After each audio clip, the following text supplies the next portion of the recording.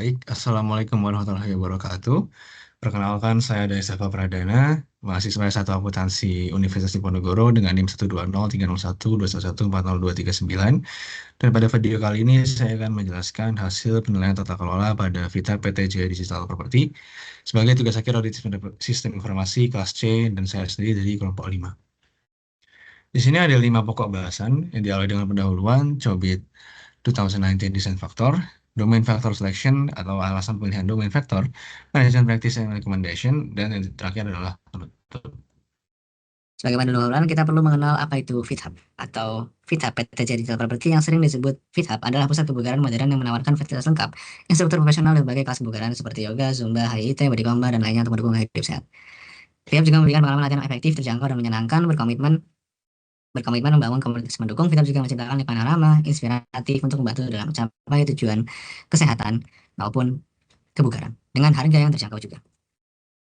Nah, kita masuk ke topik utama yaitu Complete 2019 Design Factor yang mana terdiri dari 10 faktor. Di sini ada spesifikasi hasil perhitungan kita berdasarkan nilai-nilai yang sudah kita input pada toolkit Excel COVID yang akan kita bahas satu persatu. Di sini ada desain faktor yang pertama yaitu enterprise strategi, di mana VITAP dengan fokus utama yaitu growth atau acquisition sebesar 5 poin, dan fokus kedua sebagai pendukung adalah innovation atau differentiation sebesar 4 poin. Disebutkan bahwa VITAP berencana untuk memperluas pangsa pasaran dengan membangun cabang baru di tingkat kabupaten. Langkah ini bertujuan untuk mendekatkan layanan kebugaran dan berkualitas kepada masyarakat luas, sekaligus memperkuat merek FitHub sebagai pilar utama gym modern dengan harga terjangkau. Dan untuk bagian innovation-nya, di sini kita sangat manfaatkan TI dalam inovasi, yaitu pengembangan fitur TI pada aplikasi mobile yang seberapa banyak fiturnya itu masih unggul, yang belum ada dipraktikkan di gym-gym atau industri fitness lainnya. Kita masuk ke desain faktor 2 atau enterprise goals. Ada 5 poin utama di sini yang harus kita garis bawahi, yaitu EG01, EG02, EG07, EG09, dan EG13. Di mana portofolio produk layanan kompetitif adalah fitur utama untuk memastikan daya saing perusahaan, mengelola risiko bisnis secara efektif menjadi pilar penting untuk memastikan keberlangsungan operasional dan mencapai tujuan strategis. Kualitas informasi manajemen juga perlu diperhatikan untuk mendukung pengambilan keputusan berbasis data, dan juga optimisasi biaya dalam proses bisnis menjadi tujuan utama juga untuk meningkatkan efisiensi dan profitabilitas. Dan yang terakhir tentunya adalah bisa terus berupaya untuk meningkatkan inovasi bisnisnya baik melalui pengembangan aplikasi mobile maupun layanan fitness class, serta mengawasi risiko-risiko yang ada. Kita masuk ngomongin soal risiko, kita masuk ke desain faktor yang ketiga yaitu profil risiko atau risk profile. Ada 5 poin juga yang perlu kita garis bawahi dengan tingkat penilaian kepentingan atau impact maupun likelihood yang tinggi, yaitu IT Investment Decision Making, Portfolio Definition and Maintenance, Program Project Life Cycle Management, IT Cost and Oversight, IT Expertise, Skill and Behavior, dan IT Operational Infrastruktur Incident. Di wawancara disebutkan bahwa Vita pernah mengalami kerusakan tidak sengaja pada peralatan TI dan kesalahan oleh staff. Dan di sini kita perlu garis bawahi bahwa keterampilan dan perilaku tim IT memainkan peran penting dalam keberhasilan implementasi dan operasional teknologi di VitHub. Dan manajemen siklus hidup proyek garam dan proyek TI juga penting, disertai dengan pengawasan dan pengelolaan biaya TI yang efektif karena tergolong tinggi. Dan juga insiden pada infrastruktur operasional TI seperti gangguan server juga perlu diperhatikan karena dapat berdampak signifikan pada operasional bisnis. Walaupun disebutkan bahwa VitHub ini tetap dapat berjalan walaupun pernah terjadi masalah pada TI. Kita masuk ke desain faktor yang keempat, yaitu IT dan permasalahan atau isu-isu yang berhubungan dengan IT atau teknologi informasi. Di sini poin utamanya ada satu, yaitu gagalnya proyek untuk memenuhi kebutuhan bisnis baik karena keterlambatan, pembengkakan anggaran, maupun hasil tidak sesuai dengan harapan. Hal ini mendapat berlangsung pada operasional perusahaan seperti terhambatnya peluncuran produk, terhambatnya peluncuran layanan baru atau ide baru, penurunan daya saing, serta kerugian terhadap regulasi perusahaan. Selain itu, kegagalan tersebut dapat mengurangi kepercayaan manajemen terhadap kemampuan tim IT. Oleh karena itu sangat penting untuk memastikan bahwa proyek TI dilaksanakan tepat waktu sesuai anggaran dan mampu memenuhi kebutuhan bisnis yang sesuai guna mendukung keberhasilan serta pertumbuhan perusahaan. Dari 4 desain faktor utama ini merupakan yang utama, itu menghasilkan initial design atau step 2 di sini. Dengan nilai keunggulan utama ada di BI 11 sebesar 100. Kita lanjut menganalisis desain faktor lainnya untuk menentukan summary hasil akhirnya. Yaitu desain faktor 5 yang mana IT Tata Landscape. Di sini kita tergolong Tata Landscape-nya sebesar normal 100% karena tidak berada dalam lokasi yang risiko tinggi seperti bencana, konflik, peperangan, atau lain sebagainya. Sehingga kita dapat fokus untuk menjaga keamanan dan data pelanggan, melindungi fasilitas, dan memastikan layanan tetap berjalan dengan lancar. Berikutnya, desain faktor yang keenam, yaitu compliance requirement atau persyaratan ketat. Ini juga 100% low karena peraturan yang berlaku tentang industri kebugaran ini tidak seketat peraturan yang berlaku di industri keuangan, kesehatan, ataupun pertambangan. Jadi VITAP hanya perlu mematuhi regulasi umum seperti perizinan usaha, standar keselamatan kerja, dan perlindungan data pelanggan. Hal ini membuat pengelolaan kepatuhan terlebih sederhana dan efisien. Kita masuk ke Dev 7, Role of IT. Di sini dapat ditunjukkan bahwa VITAP ini tergolong ke yang support karena keberadaan TI tidak sepenuhnya krusial untuk keberlangsungan operasional dan inovasi. Tapi jadi tetap pemicu utama inovasi VITAP walaupun tidak sebagai penunjang operasionalnya. IT lebih berperan sebagai pendukung untuk meningkatkan efisiensi dan kenyamanan layanan. Dalam kategori lain, faktor D1/5 itu meningkatkan daya tanpa langsung terhadap availability, dan terlalu 4/5, IT memiliki potensi besar untuk mendorong inovasi, tetapi belum menjadi kebutuhan kritis untuk operasional, dan strategik 3/5 menandakan bahwa IT cukup penting tapi tidak sepenuhnya menjadi inti dari strategi bisnis perusahaan atau fit. Kita masuk yang DF8, membahas tentang IT sourcing model, di mana di sini diunggulkan oleh insourcing sebesar 50%. Disebutkan kalau VTAP ini berencana untuk membangun server dua lantai di suatu bangunan nantinya untuk jangka waktu panjang. Dan juga 30% menggunakan cloud dan 20% outsourcing, di mana outsourcing di sini disebutkan di wawancara mengenai helpdesk dan customer service. Dan juga apa namanya, tadi server yang berencana dibangun itu untuk mendukung kapasitas operasional sekaligus menjaga kendali penuh atas data dan sistemnya. Kita masuk ke Dev 9, IT Implementation Methods, di mana di sini lebih unggul di DevOps ya, Developer and Operation, untuk meningkatkan kolaborasi dan otomatisasi antara pengembangan dan operasional, di mana untuk agilnya diterapkan untuk fasilitas dan pengembangan, sementara tradisional tidak digunakan sama sekali. Hal ini menunjukkan bahwa GitHub itu sudah menggunakan approach atau pendekatan yang lebih modern dan efisien. Menggunakan kombinasi metode DevOps dan Agile, ini bisa mengembangkan fitur traffic monitoring yang memungkinkan pelanggan melihat tingkat keramaian di lokasi gym secara real time, atau tentang data-data pendaftaran kelas. Kita masuk ke desain faktor yang terakhir, yaitu teknologi adoption strategi. Di sini VTAP lebih ke arah follower, unggul sekali sebesar 75%, di mana VTAP ini memilih untuk mengikuti perkembangan teknologi yang sudah terbukti efektif dan populer di pasar, alias sudah digunakan oleh pesaing atau industri yang sama di pasar tersebut. Dan di sini memastikan bahwa teknologi digunakan sudah stabil dan aman. Dan tidak jarang juga sebenarnya sebesar 20%, VTAP itu sesekali menjadi yang pertama mengadopsi teknologi baru. Dan 5% jarang sekali VTAP itu lambat mengadopsi teknologi baru. Dengan cara ini VTAP bisa lebih tetap inovatif namun tetap menjaga layanan stabil dan aman, serta teruji. Nah, dari 10 pengujian dan penilaian desain faktor ini, kita memperoleh step summary, yaitu penilaian akhir dari 10 desain faktor. Di sini ada 5 yang kita garis bawahi, yaitu BAI 0102 Manage Requirement Definition sebesar 55 poin, BAI 03 Manage Solution Identification and Build sebesar 90 poin, BAI 07 Manage IT Change Acceptance and Rationale sebesar 90, BAI 11 Manage Project sebesar 75, dan DSS 01 Manage Operation sebesar 65. Dan kelima-limanya ini mendapatkan poin masing-masing sebesar lebih dari 55. Nah, dari ini, berkaitan dengan 5 poin ini, kita perlu melakukan diskusi kepada pihak audit atau FitHub untuk menentukan tujuan tata kelola dan manajemen atau KMO beserta target levelnya guna menentukan penilaian dari DMO yang ditentukan. Nah, dari KMO yang sudah ditentukan tadi, kita dapat memilih menanti maupun kesepakatan serta fakta aktual yang ada.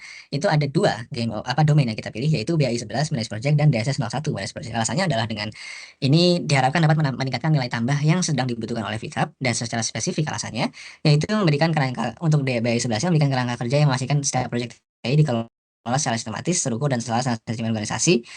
Dan dalam konteks fitur TI menjadi lambung inovasi bisnis seperti pengembangan navigasi mobile dan fitur baru. Dan untuk DSS 01 nya Manage Operation, memastikan bahwa operasi TI yang didukung layanan perusahaan berjalan secara andal dan efisien. Dalam konteks VTAP, layanan TI seperti sistem reservasi kelas, manajemen anggota, pembayaran digital, itu harus selalu tersedia agar operasional berjalan dengan lancar dan meningkatkan kepuasan pelanggan.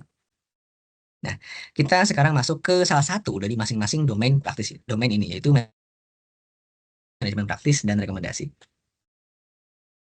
Nah, kita masuk ke manajemen praktis yang pertama, ada 11.02, yaitu Start and Initiate a Project, di mana deskripsinya adalah menetapkan dan mendokumentasikan sifat dan cakupan proyek untuk mengonfirmasi dan mengembangkan pemahaman bersama tentang cakupan proyek di antara para pemangku kepentingan atau stakeholder, dan penetapan ini harus disetujui secara resmi oleh sponsor proyek. Dari hasil diskusi dan observasi kami, ditentukan bahwa capability level atau target level pada PAI 11 ini sebesar 4. Nah, di manajemen pasien ini, seluruh aktivitasnya adalah kapabilitasnya level 2. Dan dari hasil wawancara maupun observasi, dinyatakan bahwa VTAP itu sudah berhasil mencapai level 4. Alias, dari 7 aktivitas ini, itu sudah tercapai semua. VTAP sudah menentukan bagaimana mengerjakannya, sudah ada SOP-nya, dan juga sudah secara tepat mengerjakan ketujuh aktivitas ini.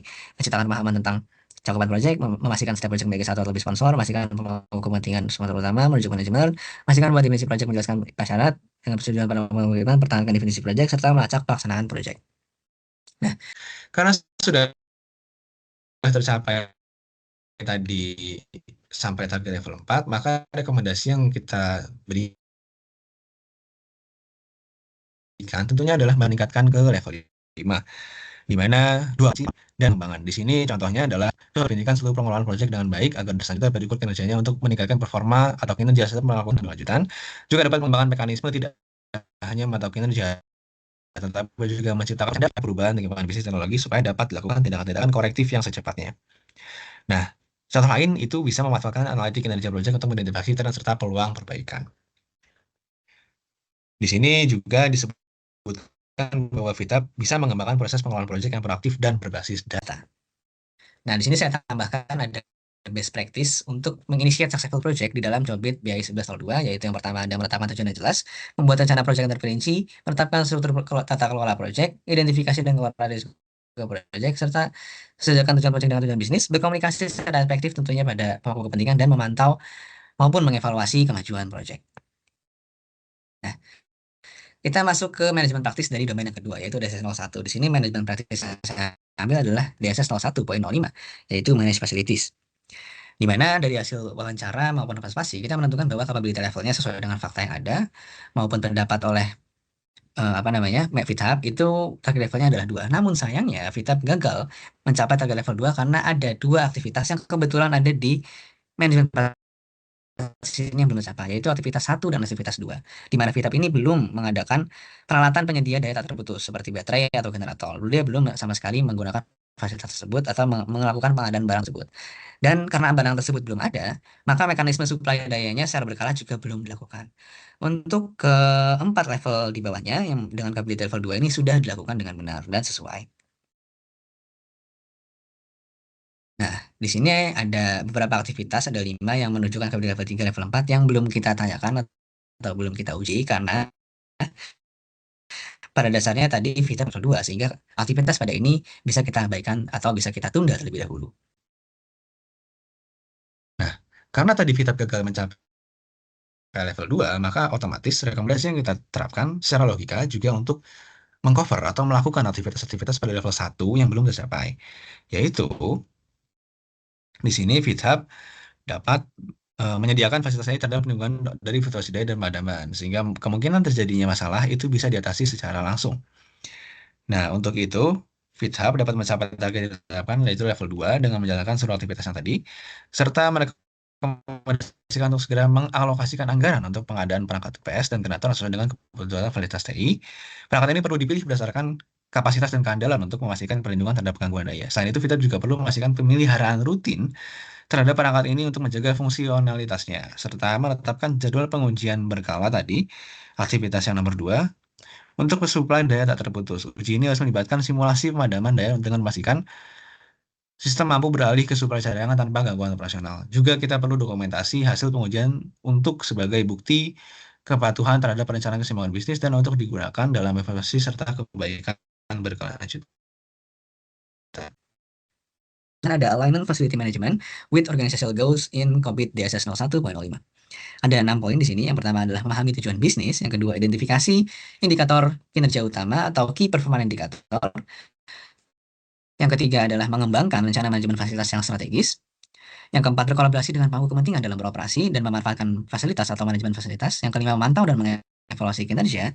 Dan yang terakhir tentunya adalah peningkatan berkelanjutan. Kita masuk ke sesi terakhir, yaitu penutup, di mana kita bisa tarik kesimpulan bahwa FITHUB PT Jaya Digital Property itu telah mengimplementasikan kerangka kerja Cobit 2019 dengan baik, namun hasil evaluasi ini menunjukkan bahwa DSS 01 tadi dan BI 11 itu perlu peningkatan. Tentunya pada poin utamanya adalah pada DSS 01. Meskipun prosedur operasional seperti pemantauan layanan telah berjalan lancar atau cukup baik dan sesuai, kita tetap diperlukan FITHUB ini tetap diperlukan penguatan dalam dokumentasi, pengadaan suplai daya cadangan beserta uji mekanismenya secara berkala untuk meningkatkan efisiensi dan keadilan TI, serta pemeliharaan rutin juga perlu diperhatikan supaya tidak memakan biaya yang banyak. Sementara itu, di sisi lain, BI 11 sudah mencapai target level yang yaitu level 4, sehingga FITHUB disarankan untuk melakukan inovasi yang berkaitan dengan pengelolaan proyek di perusahaan. Peningkatan ini ke level 5 ini juga menuntut kita untuk mengembangkan proses pengelolaan proyek yang proaktif dan berbasis data sebagai contoh. Ada beberapa hal tadi sudah disebutkan untuk dalam konteks inovasi dan pengembangan. Dengan perbaikan pada kedua domain ini, VTEP dapat melakukan tata kelola TI-nya guna mendukung inovasi dan pertumbuhan keberlanjutan. Nah, di sini ada lampiran wawancara pertama dengan Pak Stephen Lee selaku Operating Manager maupun penanggung jawab tim IT. Yang di wawancara pertama ini kita membahas tentang desain faktor. Dan di sini lampiran yang kedua masih bersama dengan Pak Stephen Lee selaku Operating Management dan penanggung jawab tim IT yang membahas tentang governance and management objective interview. Di sini kita membahas tentang GMO maupun melakukan observasi langsung tentang penilaian GMO. Ya, sekian dari saya. Semoga video ini dapat bermanfaat bagi yang menonton. Apabila ada saya bersalah, saya mohon maaf. Akhir kata saya ucapkan terima kasih. Wassalamualaikum warahmatullahi wabarakatuh.